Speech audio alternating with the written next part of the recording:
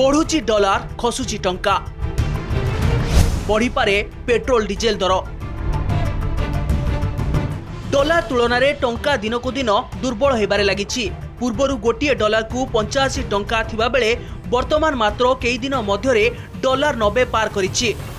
भारतीय मुद्रा ह्रास जारी रही।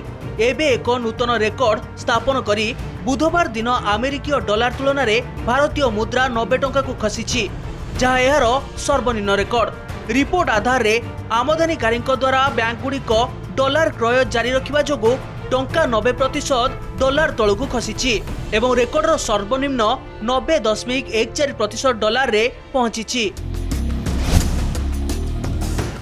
टंका कहीं ह्रास पाउछि?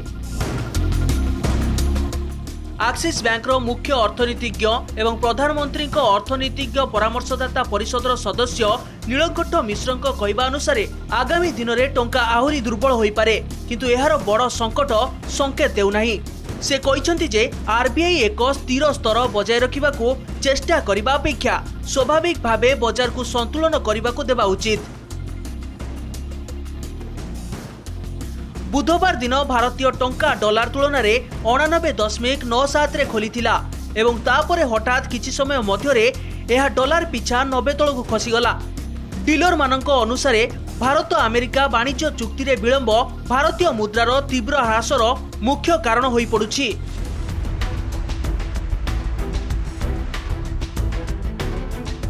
$2025 भारतीय टंका पाई एक खराब वर्ष परी मने हेउछि।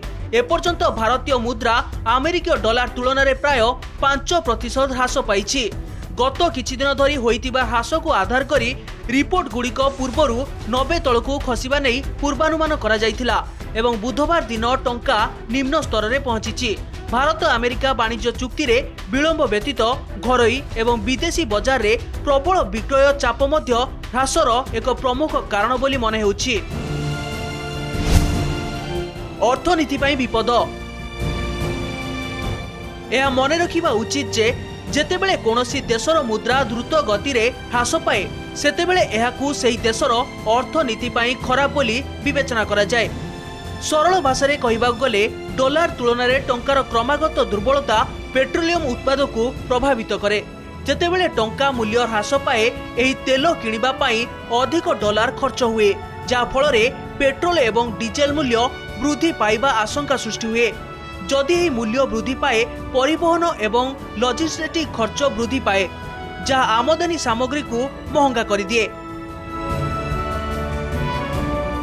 ब्यूरो रिपोर्ट, कनक डिजिटल।